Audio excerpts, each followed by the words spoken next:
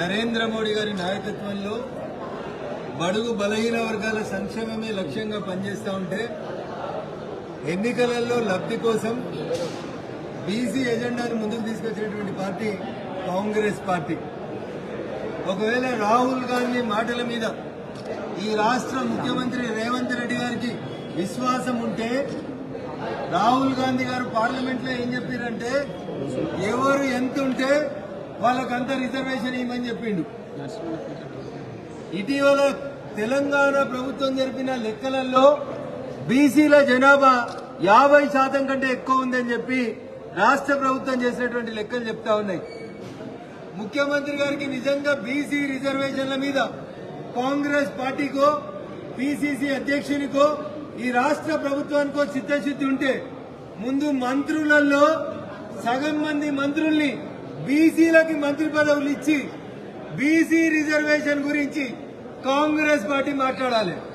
సర్పంచులకు ఇస్తాం, ఎంపీటీసీలకు ఇస్తాం, జడ్పీటీసీలకు ఇస్తాం. రేపు ఎన్నికలు వస్తాయో రావో తెలియని సర్పంచులు ఎంపీటీసీలకు ఎందుకన్నా గెలిచొచ్చిన ఎమ్మెల్యేలలో నీ కేబినెట్ లో 18 మంది మంత్రులు ఉండడానికి అవకాశం ఉంది. అందులో 10 మందికి బీసీలకు మంత్రి పదవి ఇచ్చి కాంగ్రెస్ పార్టీ తన చిత్తశుద్ధి చూపెట్టాలి తప్ప మేము అసెంబ్లీలో బిల్లు పెట్టినాం, ఢిల్లీ ఏం చేస్తుందో చూస్తాం. ఢిల్లీ ఏం చేస్తుంది? మోడీ గారు తన కేబినెట్ లో 27 మంది ఓబీసీలకి, 12 మంది మహిళలకి, 8 మంది దళితులకి, 8 మంది గిరిజనులకి, 5 మైనార్టీలకి తన కేబినెట్ లో 100% బీసీ, ఎస్సీ, ఎస్టీ, మైనార్టీ మహిళలకి మంత్రివర్గంలో స్థానం ఇచ్చినటువంటి ప్రభుత్వం నరేంద్ర మోడీ గారి ప్రభుత్వం.